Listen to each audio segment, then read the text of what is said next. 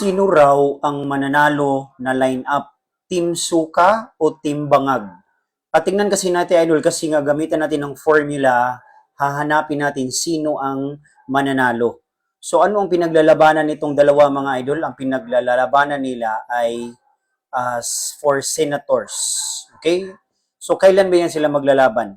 2025. So since nag-gather na natin yung data, may clue na tayo dito kung sinong mananalo dyan sa dalawa na yan. Team Suka ba o Team Bangag? Bakit? Kasi nga po, kung bibilangin mo yung senators, ilang letters yan? 1, 2, 3, 4, 5, 6, 7, 8 letters. Okay? 8 letters na yan. Now, kung bibilangin mo ilang numbers na 2025, 1, 2, 3, 4.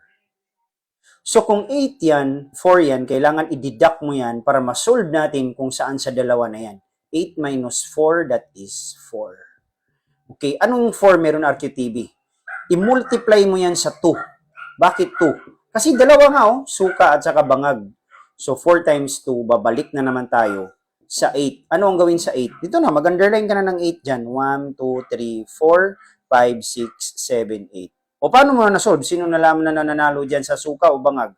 Kahit hindi mo nagamitan ng math, lalabas na kasi swak na yung team Suka. Perfect na siya sa formula kasi ang Bangag, hindi siya magsakto dito sa underline. Kaya nga, perfect na to, mananalo na yan sa 2025 Team Suka.